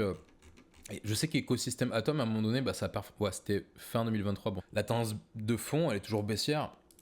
Je vais même me mettre en log pour mieux voir les amplitudes. C'est un truc... je veux dire, il n'y a aucune hype sur l'écosystème Atom. Après, vraiment, en termes de price action, là, ok, on est dans une grosse zone de range. On voit qu'une fois, on essaye une première attaque du daily, on voit qu'on échoue. On a une seconde attaque, on voit qu'on passe au-dessus. Mais bon, derrière, on n'arrive pas à le tenir. On repasse en tendance baissière. On a encore une tentative de retournement. On a des tentatives de retournement. On est sur des zones long terme. On est sur des zones qui sont intéressantes. On est sur des zones de support. On a arrêté de faire des plus bas. Bon, c'est un truc qui fait des Osmo USD. Et merde. contre BTC USD, bon, c'est catastrophique. Hein. C'est ça, c'est sans commune mesure. C'est un truc qui est super Bitcoin depuis décembre 2023. C'est-à-dire que même prendre le risque de s'exposer sur un truc comme ça pour faire 50%, ça ne vaut pas le coup. Ça ne vaut pas le coup. C'est pas intéressant. C'est pas intéressant. Je veux dire, il faut pas acheter ça. C'est un truc contre Bitcoin, ça se pète la gueule. Ça super Bitcoin depuis décembre 2023. Je suis désolé, hein, je suis désolé d'être vulgaire, mais c'est de la merde. Autant avoir moins 90% contre Bitcoin. Il vaut mieux avoir du Bitcoin en portefeuille que d'avoir ça. Donc là maintenant, le problème c'est que quand on est à moins 90%, là, bon après tu peux prendre moins 90% après un moins 90%. Mais quand ton objectif c'est de faire de la performance, ce genre de truc, il vaut mieux avoir du Bitcoin ou un autre truc justement qui peut extraire de la performance du marché. Mais ça, c'est ce genre de truc. Quand votre chart quand vous prenez la charte de votre alt contre Bitcoin, une fois qu'on passe sous le 4 heures comme ça, qu'on passe sous le daily et qu'on continue à tenir le 4 heures, c'est fini quoi. C'est fini. Vous pouvez pas lutter contre l'actif le plus capitalisé du marché, sur lequel il y a le plus d'institutionnels qui rentrent, etc. C'est pas possible quoi. En tout cas par rapport à des alts comme ça. Surtout que, voilà, Osmo, oui, il y a eu un moment donné, c'était en 2023, où il y a eu une... C'était en 2023 ou avant ? Ouais, c'était en 2023. Il y a eu une super hype sur Osmo, sur l'écosystème Atom. Oui, il y a une super performance à sortir. Il y a eu quoi, 480%. Oui, mais le truc, c'est que ça ne tient pas dans le temps. Et il y a beaucoup de choses, et c'est ça le problème. Enfin, le problème, entre parenthèses, des cryptos, c'est que ça ne tient pas dans le temps. C'est ça le truc. Ouais, comme ta chance avec Baron, Tomatosaurus. Voilà, Baron c'est marrant parce que j'ai acheté le truc, je suis rentré dessus on-chain et ça a fait moins 84% derrière, moins 80, moins 84%, et je suis allé me coucher, je me suis réveillé, ça avait fait x30 et c'était revenu à mon prix d'entrée, donc j'ai pu sortir à BE sans rien prendre, sans rien perdre mais sans rien gagner. Donc ouais, c'est drôle et pas drôle en même temps quoi. Le live sera en replay et je vais passer à RRS3. C'est pas fou, hein. Là, on est en train de SS3, on est en train de péter le support. Alors après, ça peut être... là, on est vraiment sur le tout dernier point. Et on a juste peut-être pété les stops sous ces niveaux avant de se retourner. Mais là, la tendance, à court terme, elle est baissière. Moyen terme, elle est baissière aussi. On est dans une tendance de fond baissière, on est sur un truc qui a sur ses plus bas et qui a 2 doigts de partir en découverte de prix vers le bas. Alors, c'est vrai que c'est vraiment le dernier point, le point, on est sur un niveau d'opportunité qui est exceptionnel, vraiment d'un point de vue price action, mais le truc c'est que, comment dire, est-ce que c'est quelque chose qui a du potentiel derrière, tu vois? Parce que ça c'est bien que ce soit sur ses plus bas, mais si c'est sur ses plus bas et que ça reste sur ses plus bas, c'est potentiellement parce que c'est pas fou. Et la réalité c'est que derrière, quand on va regarder la charte contre Bitcoin, ça va être catastrophique. De fait, c'est ça. C'est-à-dire que sur Bitcoin, c'est un truc qui fait des plus bas de plus en plus bas. Donc en gros, ça c'est encore c'est encore un token qui, comme la majorité, comme une grosse partie des cryptos, vous avez une hype à un moment donné, vous faites une extraction de performance, vous prenez de la liquidité, en fait, vous faites un gros multiple ou quoi que ce soit, et vous sortez et vous ne restez pas, parce que ce n'est pas possible de faire de l'investissement long terme sur ces trucs-là. Ça ne tient pas, ça ne tient pas. Pour le moment, ça ne peut pas tenir. Et il y a tellement de crypto, tellement de trucs que ça ne tient pas. C'est de la DeFi, mais oui, c'est de la DeFi, mais là la chart, ce que me dit la chart, c'est que c'est pas fou. Si je compare au truc que j'ai montré avant, Anon ou Griffin, alors après, est-ce que potentiellement ça peut se retourner à un moment donné parce qu'il va y avoir une grosse annonce, parce qu'il va y avoir un truc comme ça, mais là, en l'état, la chart, elle te donne pas envie, quoi. Elle te donne pas envie. Alors par contre, il y a eu, voilà, c'était une hype, mais c'était l'année dernière, quoi. Récemment, il y a eu une petite performance, mais c'est tout. Je crois il y avait une question sur DEI, RSS3, DEI, grosse déception sur DEI. Je crois que la chart totale, ouais. Parce que finalement, il y a eu gros coup de FUD on était revenu sur le daily, et en fait derrière on est passé en tendance, on a rebondi, on a buté sur le 4 heures, on est revenu sur le daily, à chaque fois on essaye de repasser en tendance, et à chaque fois ça échoue. Donc on tient le 4 heures, Là, on a break le daily. Par contre, on est revenu dans une zone, là, la localisation, elle est idéale. Elle est vraiment idéale. Par contre, je sais pas ce qu'ils ont fait au niveau du projet. Je sais que pas mal de personnes sont déçues de la direction. Enfin, je crois que c'est la direction qui est prise, qui a pas été. En gros, ce qui se passe avec DEAI, c'est qu'ils essayent de bouffer un peu à tous leurs ateliers. C'est-à-dire qu'à un moment donné, ils font de l'intelligence artificielle. Enfin, à un moment donné, c'était l'IA intelligence artificielle. Après, c'est autre chose. Après, c'est autre chose. Après, c'est autre chose. Tout en restant dans l'IA, mais en essayant d'être toujours dans le sens du vent. Mais est-ce qu'il y a du concret? Ça, je sais pas. Je connais pas. C'est toujours pareil. C'est que les projets, je les connais, je la maîtrise pas exceptionnellement bien, voire pas exceptionnel du tout, mais en surface, ok, je sais plus ou moins ce que ça fait, mais après pas en profondeur, quoi. Donc voilà. Pour DEAI, le truc c'est que la tendance, donc voilà, toujours baissière. Là, ce qui est bien, c'est qu'on est vraiment dans une zone. Je pense que c'est la dernière zone où on pourrait structurer un bottom pour reprendre une tendance. Sinon, c'est le genre de truc qui, si ça se ressaisit pas, ça risque de déjà revenir faire son week of check. Mais derrière, après, c'est faire des plus bas, quoi. Là, on est sur 0,886, plus on est en train de combler un bon déséquilibre qu'on avait fait ici sur cette impulsion. À voir ce qu'ils vont nous préparer. Je sais qu'ils ont il me semble qu'ils ont un framework d'agent IA aussi, je sais pas. Mais sur Ethereum, donc là, les fees sont tellement importantes sur Ethereum que qui va aller s'amuser à faire des agents sur Ethereum, quoi. Là, les agents, c'est surtout sur Solana, sur Base. C'est surtout sur Solana et Base, mais pas directement sur le mainnet d'Ethereum, quoi. Qu'est-ce qu'il y a d'autre? Pour placer le volume profile comme ça, soit je prends un mouvement, mais soit je prends j'essaye de prendre. En gros, tu prends si tu veux voir ce qui se passe, si tu veux voir la distribution. En fait, tout dépend de qu'est-ce que tu veux voir en termes de distribution de volume. Moi, par exemple, je sais que ici, ce que je veux voir, c'est que toute cette zone de range, toute cette structure de top, je veux voir la distribution du volume sur toute cette structure. Donc, je vais prendre ça et je vais juste regarder ça. Mais j'ai pas besoin de prendre ce qui s'est passé avant. En tout cas, pour analyser ça.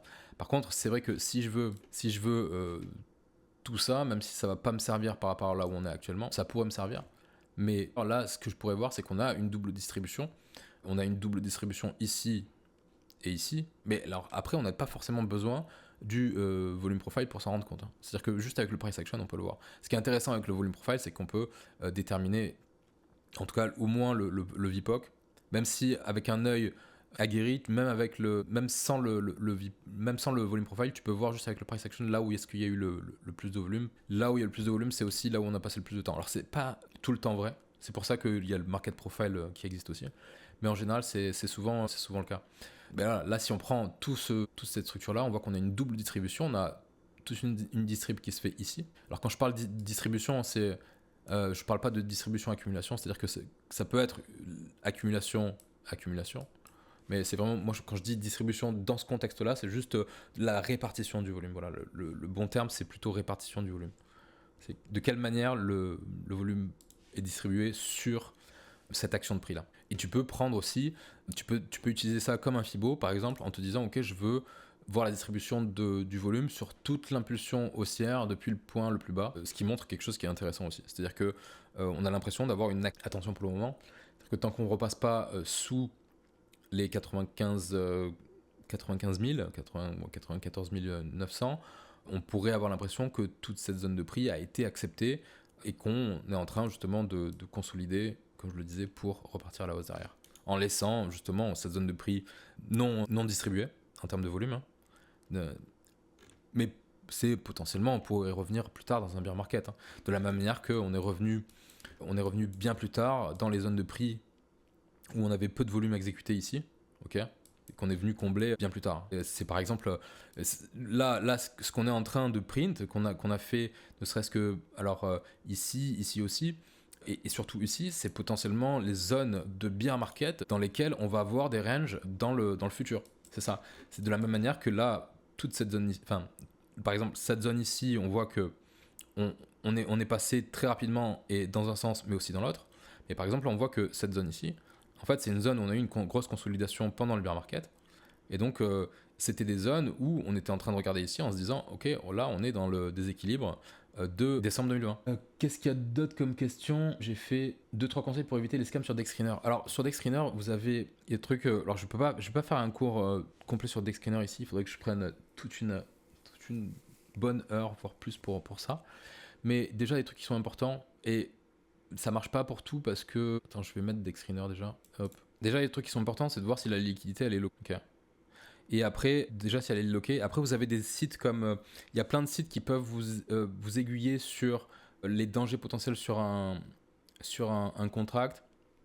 Il y a Token Sniffer que vous pouvez utiliser.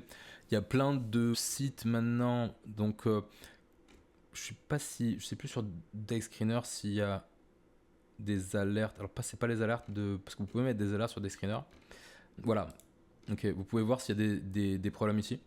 Mais même le fait qu'il y ait des problèmes, le truc c'est que c'est très compliqué. Enfin, c'est pas que c'est très compliqué, mais le fait qu'il y ait des problèmes, ça ne veut pas forcément dire que ce soit un scam. Attention, parce que pas mal sont fait avoir sur le fait de voir un problème ici. Ils se disent, ok, c'est un token que j'achète pas, et au final, c'est un bon token. Donc, vous avez quand même certaines alertes ici qui vous disent si le token est safe ou pas.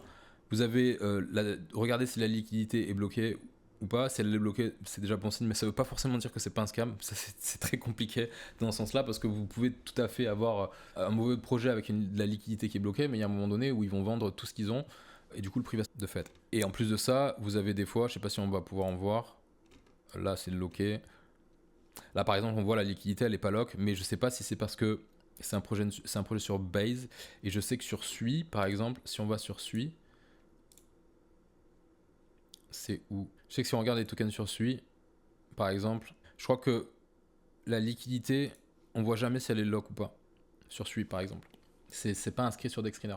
Donc c'est vrai que on-chain, il y a beaucoup de... plus de... comment dire? Il y a énormément de risques. Il y a énormément de risques, mais de toute façon, c'est sans prise de risque, il n'y a pas de reward.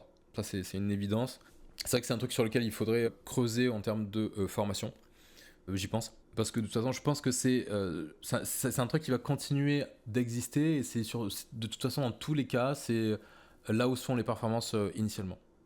Ça, c'est sûr. Mais à un moment donné, il faut prendre le risque de s'informer sur les bonnes pratiques à avoir. Quand on a eu le Trump qui est sorti, la chart, moi je l'ai vu ici. Voilà. Déjà, bon, le signal d'achat, parce que j'ai un Telegram, j'ai un groupe Telegram qui est pas public. Ils ont donné le signal d'achat, je l'ai pas eu à ce prix-là parce que j'étais pas devant la chart. Mais le signal d'achat, il était donné ici, à 50 millions de market cap, il a été donné. Donc ouais, c'est ça, 18h05, on a eu le signal. Bim. Et moi je l'ai vu, je crois, je l'ai vu parce que j'étais au resto et je l'ai vu. Je crois qu'on était à 2, je l'ai vu à 20h, un truc comme ça. Ou un peu plus tard, vers 1,5 milliard, 1,5 ou 2 milliards. Mais le signal, en tout cas, il y a un groupe où on l'a eu à 50 millions, quoi. C'est incroyable. C'est-à-dire que c'est un des restos les plus chers de ma vie, du coup. Qu'est-ce qu'il y a d'autre comme question? Comment tu trouves les pépites on-chain? Bah, le truc, c'est que là, récemment, moi, j'ai surtout un groupe Telegram qui donne pas mal de trucs. Après, il y a pas mal de merde aussi. Hein. Ils ont pas... En gros, souvent, on-chain, ce qui va se passer, c'est que tu vas avoir un taux d'échec qui va être énorme. Donc, tu peux avoir un taux d'échec de 90%, un truc comme ça, hein, 90, 85, 90% sur ce que tu vas acheter. Mais par contre, le truc, c'est que les 15% de gagnants, ça va être des trucs où tu vas faire d'énormes multiples. Vraiment d'énormes multiples. Il y a eu quoi récemment? Je crois qu'il y a Qd, par exemple. Non, Qd. Ah putain, 42 000. Oh, 42 000. On l'a eu, je crois, à 2, un truc comme ça. Ouais, par là-haut. Je crois par là, à 2 millions. Donc le truc, il a fait x30. Le truc, il a fait x30. Bon, après, tu peux pas forcément sizer. C'est sûr que c'est des trucs où tu peux pas sizer énormément. Parce que tu regardes, liquidité 1,7 million. Donc, de fait, tu sais que tu peux pas avoir des positions. Enfin, tu peux, mais après, est-ce que tu peux vendre? Ça, c'est ça derrière, la nuance. Dernièrement, c'est ce truc que j'ai posté hier. Et d'ailleurs, pour répondre aussi à la question, c'est comment tu fais pour trouver les pépites on-chain? Ben, il y a un channel. Hein. Je vous rappelle qu'il y a un channel qui s'appelle iRisk Asset. Et dans ce channel, vous avez un channel qui s'appelle Memecoin. Et vous avez un thread qui s'appelle Memecoin IA Agent. Ok. Et dans ce trade, il y a énormément d'activités. Donc il faut le rejoindre, vous y allez. Et il y a tout le monde qui participe et tout le monde qui partage des choses. Et du coup, ça travaille pas mal. Et il y a pas mal de posts qui sont faits aussi dans le channel documentation iRisk. Qu'est-ce qu'il y a d'autre comme question? Comment savoir si manipulation des courbes long short dont parle Tonton dans les briefs, c'est assez complexe, je trouve, pour s'y retrouver. Alors, je sais que moi, je sais pas du tout un truc que je regarde.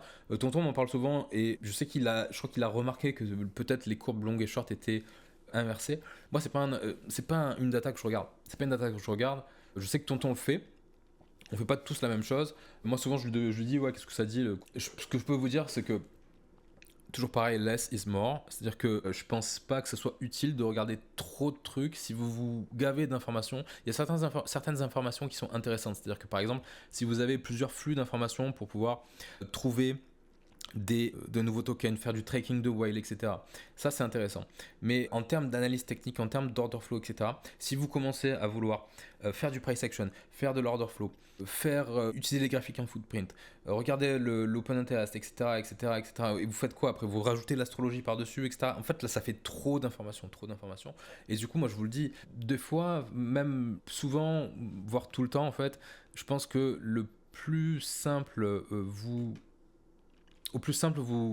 raisonnez, au mieux ce sera pour vous. C'est-à-dire que, posez-vous la question, est-ce que vous avez besoin de regarder cette data? Qu'est-ce que cette data vous apporte? Est-ce que ça vous embrouille plus qu'autre chose dans votre processus décisionnel? Si c'est le cas, bah, ça veut dire que c'est pas forcément une nécessité. Et c'est pas parce que Ponzi utilise tel indicateur, que Tonton utilise tel indicateur, etc., qu'il faut le faire en fait. Et à un moment donné, il faut vous dire, est-ce que ça m'est utile personnellement? Oui ou non? Et il y en a certains, moi je connais des traders qui justement ils utilisent juste une charte, rien d'autre. Et qu'est-ce qu'ils font? Bah, ils vont acheter les supports, vendre les résistances, et ça fonctionne très bien pour eux. Juste, regarde, il y a plein de traders qui ne font que du price action.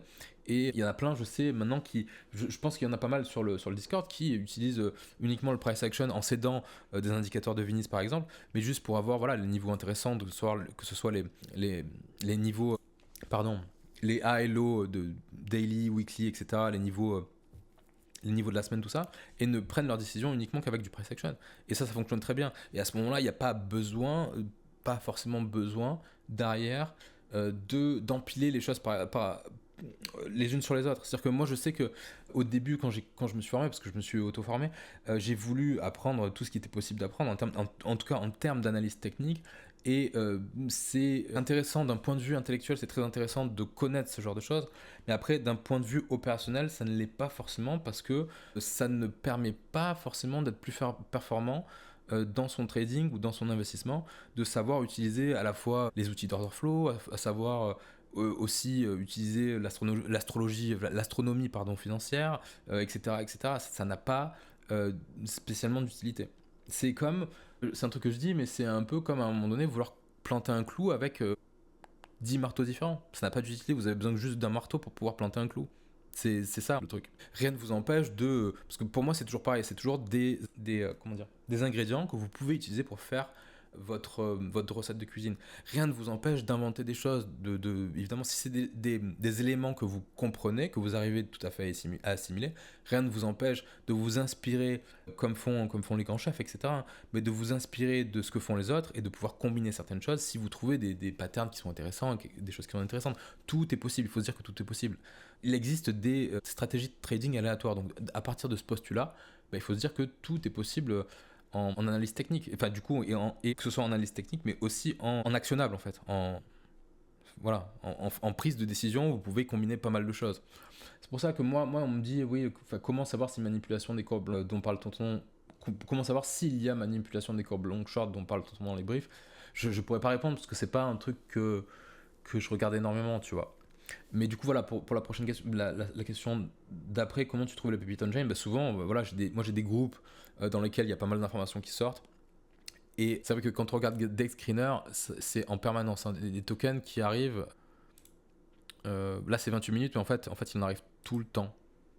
Tout le temps. C'est en permanence, hein, toutes les secondes, il y a des trucs qui sortent. Il y a 90%, c'est des scams. Il y a 10, voire plus. Mais il y a plein de groupes. Il y a les channels qu'on a mis dans l'école, le thread qu'on a mis dans l'école. Après, oui, il y a des groupes qui sont payants. Moi, je sais qu'il y a un groupe, j'utilise un groupe payant sur lequel il y a pas mal. Je peux pas dire qu'il y a pas mal de réussite. Je crois qu'il y a, je sais plus si j'ai les statistiques. Je crois qu'il y a 15% de réussite, de réussite, un truc comme ça. Mais c'est des grosses réussites. Quand il y en a, c'est des grosses réussites. Voilà. Après, il y a aussi sur Twitter. Hein, il y a plein de trucs qui tournent sur Twitter que je vois passer parce que je suis énormément de monde depuis pas mal d'années. Et du coup, j'ai pas mal de bons comptes que je suis. Mais ça fait, je veux dire, je pourrais pas vous dire, ok, il faut suivre ça, il faut suivre telle personne, parce que c'est vrai que mon flux Twitter, c'est Bagdad. C'est-à-dire que vraiment, j'ai suivi, depuis 2017, j'ai suivi plein de comptes. Et il y en a qui sont très intéressants, et il y en a qui sont pas du tout intéressants. Qu'est-ce qu'il y a d'autre comme question? Des bails, j'ai fait. Bah moi j'ai des scénarios d'invalidation, j'ai surtout des scénarios où, et ça c'est le truc dont j'ai parlé dans mes briefs précédents, où en cas de, si j'ai les signaux qui me disent que ok on est vraiment en train de toper, je vais prendre la décision de tout couper, ça c'est sûr. Ça c'est sûr. Ça je l'ai dit sur Bitcoin, alors je vais repasser sur... Déjà, il faut savoir un truc, c'est que un alt, dès qu'il repasse en tendance baissière, alors est-ce que on va prendre Yo. Non, on va pas prendre Yo, qu'est-ce qu'on va prendre? Parce que Yo il est toujours sur... Yo, j'ai allégé ma position quasi totalement, et je l'ai allégé par là.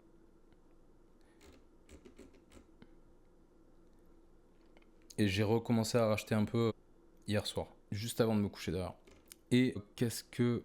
Mais là, voilà, par exemple, là, ce qui se passe, c'est que sur Yo, il y a eu un mouvement d'annonce. Là, je sais qu'il y a eu une news qui est sortie. Ok. Le truc, c'est que derrière, il se passe quoi? On revient sur le 1 heure. Ok. On voit qu'on passe pas le 1 heure. On a le 4 heures derrière. Donc en fait, il se passe quoi? On est sur du support-résistance, support-résistance. Tout simplement. Et là, ce qu'on veut voir, en tout cas, ce qu'on aimerait voir, c'est qu'on ait une tenue du 15 minutes, parce que souvent le 15 minutes va tenir la tendance moyen-court terme. Okay. Donc on veut vraiment avoir une tenue de ce niveau, ou alors pour ceux qui font du price action, on voudrait revoir, combler ce déséquilibre, mais sans venir sous cette bougie. Et derrière, rebalancer à la hausse. Okay.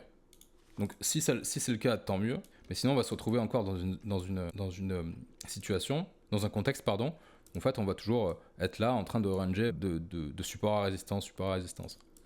Le truc, c'est que quand on regarde, pré contre BTC, c'est plus fort que certains trucs. On est quand même sur quelque chose qui recommence à faire une tendance baissière. Enfin, qui recommence à faire des plus bas de plus en plus bas. Là sur un truc comme ça, comme on est quand même, on a une belle structure ici qui peut tenir le truc, qui peut tenir la chose. C'est-à-dire qu'en comparaison avec un asset comme Osmo qui est en train de faire des plus bas de plus en plus bas sur Bitcoin, un truc comme Yo, il a quand même une certaine marge. L'espoir, entre parenthèses, c'est que comme on est dans une tendance qui est quand même bien avancée sur Bitcoin, au plus on est dans une tendance bien avancée sur Bitcoin, au plus on a de chance plutôt, à un moment donné, d'avoir un début d'alt-season, parce qu'en général, les alt-seasons, elles se font sur les constructions de top de marché. Les alt-seasons, les grosses alt-seasons se font en fin de cycle, en général, et donc on peut avoir, à un moment donné, de gros retournements de marché sur les alts si on a une alt-season.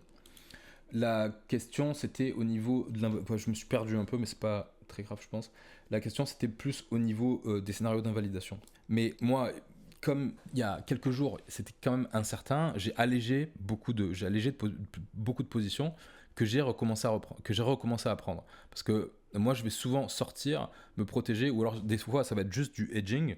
Je vais short pour pouvoir neutraliser la performance à la baisse. Mais du coup, là, le marché me dit, ok, je peux recommencer à reprendre une exposition parce qu'il y a ce contexte sur Bitcoin que je vous expliquais plus tôt, où je me dis il y a quand même cette potentialité qu'on continue à la hausse.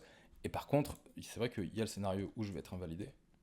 Et le scénario où je vais être invalidé, c'est surtout Bitcoin qui va me le dire, parce que si on réintègre, comme je le dis, si on réintègre 102, la VA, donc déjà, si on réintègre, à mon avis, les alts vont souffrir. Bitcoin va pas souffrir tant que ça, parce qu'en fait, il sera toujours dans son range. Les alts vont souffrir, sauf si on a une réaction exceptionnelle sur les alts où on a un début d'alt season. Mais le scénario d'invalidation, ce serait surtout ça, ce serait de perdre notre RLZ, d'avoir vraiment un gros rejet, même si c'est pas ce qu'on a pour le moment en RLZ, avec un passage sous le 1 heure, passage sous le 4 heures.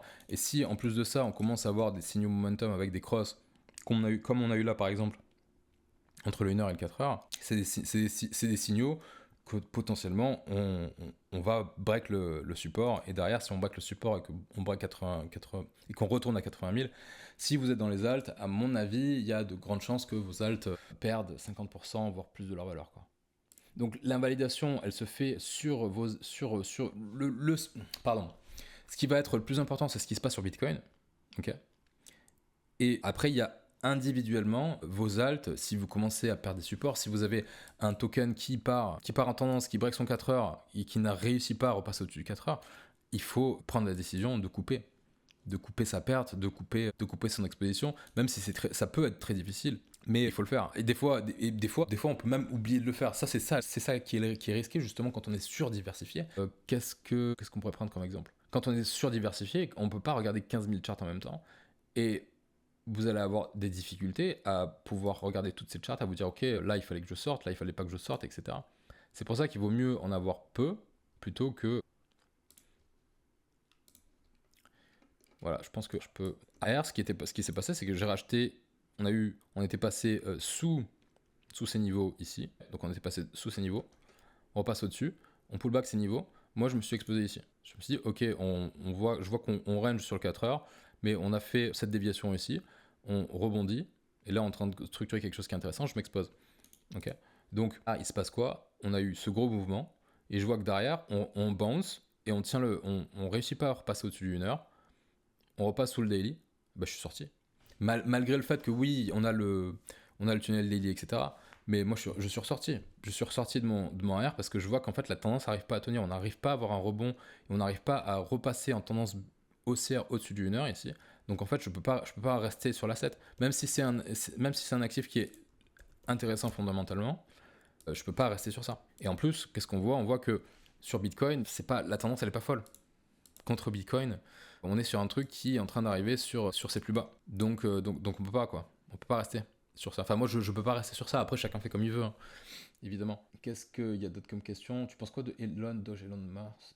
Ils ont un super marketing. Doge, Elon, Mars, ça dit quoi? Faut que je change. Ok, je trouve pas. Elon, c'est quoi le ticker? Parce que c'est juste Elon le ticker? Ah, voilà, ok, je l'ai. Ah bah, il y a eu... Ouais, ça a bien perf récemment parce que c'est par rapport à l'élection, par rapport à Elon Musk, ouais. Parce que je connais pas du tout. On voit qu'on a une belle conso. On voit qu'avec l'élection, là, bah, ça a dû aider. On a bien belle beau break de ce range ici. Ok. On pull back, on voit qu'on a le daily qui tient. Ça c'est super. On revient sur le daily tient. On y revient encore. Et donc là en fait il y avait de quoi s'exposer en très textbook, hein, sur retest du support. Et là par contre on est reparti, on a fait une grosse bougie impulsive avec c'est l'effet Elon Musk, l'effet élection américaine, avec break du tunnel 3D. Là on voit qu'on a cassé ce niveau aussi, et on est revenu sur le tunnel 3D ici. Donc si on y croit en ce même là, ça peut le faire. On voit qu'on est revenu, on a pullback le 3D avec le 1 heure aussi, 3D plus 1 heure, c'est-à-dire confluence. Ça c'est quand on a deux tunnels comme ça qui font support, c'est assez intéressant. Souvent c'est des niveaux qui sont assez fort. Et donc il y a eu une entrée ici. C'est un truc sur lequel on peut faire une entrée. Après, qu'est-ce que ça dit contre BTC USD? Ouais, il s'est retourné sur ses plus bas. Donc vous voyez là, même sur ça, on a des actifs qui sont quand même sur une tendance long terme, qui sont vraiment faibles contre Bitcoin. Et les performances vraiment à extraire, c'est très court, c'est très momentané. Et c'est pas évident, c'est pas évident du tout. C'est pas évident du tout parce que là on voit vraiment que c'est un truc qui faisait des plus bas de plus en plus bas en permanence, quoi. Donc là potentiellement on va avoir un retournement avec ce mouvement qu'on a là, mais on peut tout à fait aussi continuer à repartir en tendance. Là c'est peut-être un truc vraiment très momentané avec l'effet élection. Par contre il y a le point intéressant qui a été évoqué, c'est qu'ils ont un bon marketing, etc. Donc après, peut-être que ça va jouer sur un retour de performance sur le Doge Elon Mars. Le nom du groupe Telegram privé, c'est Sol. En fait, c'est Sol, mais c'est un mec sur Twitter. C'est son. Je sais pas si c'est son blaze sur Telegram. Je sais pas s'il y a quelqu'un du groupe qui peut lui poster le lien Twitter. Attendez, je vais le prendre. Après, je fais pas de la pub, hein. Je suis pas du tout payé pour faire de la pub pour le groupe, hein. Surtout pas. Parce que c'est quand même. Enfin, c'est pas donné en termes de prix, quoi. Ouais, je vais finir là parce que je vais pas tarder à finir parce qu'il est bientôt 1 heure. J'ai dit que je prenais qu'1 heure et ça fait quasi 2 heures. Le dernier truc que je vais faire, c'est KDA. Bon, lui déjà, alors je l'ai pris contre Bitcoin, plutôt de commencer par USD. Donc contre USD, on voit c'est le même, plus ou moins le même contexte qu'on a eu sur pas mal d'alt, où on a eu cette grosse surperformance au niveau de l'élection. Et là, on retourne sur support. Donc c'est vrai que ce qui est intéressant, c'est qu'on était vraiment en train de faire de la structure conso range bullish ici, hein. On voit que on a arrêté de faire des plus bas. Donc ce genre de conso, c'est ce qu'on peut avoir sur un truc qu'on a eu juste avant, mais c'est moins bullish parce que là, voilà, on a eu exactement la même conso, sauf que sur celui-là, sur SS3, on est déjà en train de revenir sous cette conso. La différence avec KDA, c'est que là, on a eu cette impulsion et là, on est revenu sur le support. Donc on a eu une entrée qui a été faite, week of check, Et là, donc on tient notre tunnel daily, donc ça c'est un point qui est intéressant quand même. Donc là, on se remet potentiellement à avoir une période de range avec. On a une localisation où on peut se retourner, on peut avoir un retournement ici pour venir à minima combler déjà le déséquilibre qu'on a ici. On a aussi celui-là à combler. Maintenant, quand on regarde, c'est un truc qui peut performer. Alors je connais je connais de nom Cadena, mais je sais pas à quel point c'est actif, etc. Je sais que c'est pas forcément un truc qui est sur la narrative du moment, mais pourquoi pas, hein, parce que même sur Bitcoin, si on regarde, c'est un truc qui n'a pas fait de plus bas, qui a arrêté de faire des plus bas, et on est revenu pile sur support ici. Donc la localisation est intéressante contre Bitcoin. Localisation intéressante contre Bitcoin, et par contre, c'est vrai qu'on est repassé sous le daily. Donc tendance sur les Vegas, on est quand même sur une tendance baissière parce qu'on est sous le daily. On voit que le daily il a fait résistance, le 4 heures fait résistance aussi. Mais en termes de price action, on est quand même sur un niveau de support. Donc on est sur un niveau où il peut tout à fait essayer de se retourner. Maintenant, s'il se retourne pas ici, après on va commencer à faire des plus bas contre Bitcoin. Mais en termes de temps passé dans la tendance, vu qu'on a quand même un temps qui est passé assez. On a un temps important de passer dans la tendance haussière de Bitcoin. Et comme je l'ai dit tout à l'heure, on a les alts qui performent souvent sur la construction on top. Si on est amené à avoir une alt season, c'est un truc qui, en termes de localisation, là, est assez intéressant, quoi. Putain, Tao, j'ai du Tao, mais j'ai coupé une partie de mon exposition sur Tao. J'en ai gardé un peu par conviction. Mais c'est vrai que j'aurais dû, Tao par exemple, c'est une erreur que j'ai faite, c'est que j'aurais dû tout à fait couper beaucoup plus tôt. Et ça, c'est une erreur, tu vois, erreur opérationnelle. Hein. C'est-à-dire que Tao, tu vois, moi j'en ai coupé une partie, mais en réalité, il aurait fallu couper dès la prise c'est un ATH qu'on a fait. Ouais, en fait, c'est une erreur. Ah, mais tout le monde en fait des erreurs. Moi, j'ai pas honte de le dire. Non, on n'a même pas fait. En fait, on n'a même pas fait d'ATH. Moi, c'est la prise de ce high avec Roger, il aurait fallu couper. En fait. Surtout, et d'ailleurs, même, on peut couper beaucoup plus tard quand on voit qu'on passe sous le 4 heures et qu'on échoue à repasser au-dessus. Maintenant, moi, Tao, j'en ai coupé un peu par là, et maintenant, il commence à arriver sur des zones qui sont intéressantes. Là, par exemple, ce qui s'est passé, c'est que là, on a eu un rebond, on voit que déjà, on est passé sous le daily, on est passé sous le 4 heures. Le 4 heures tient la tendance, donc là, on est encore pas sorti de l'auberge, pas sorti d'affaires, pardon, mais on est en train d'arriver sur un gros support. Donc la zone des 360 est assez intéressante, en sachant qu'on a un gros support technique avec des équilibres. On a aussi, là, on a le tunnel daily qui commence à s'aligner. Mais si on perd, voilà, c'est vraiment...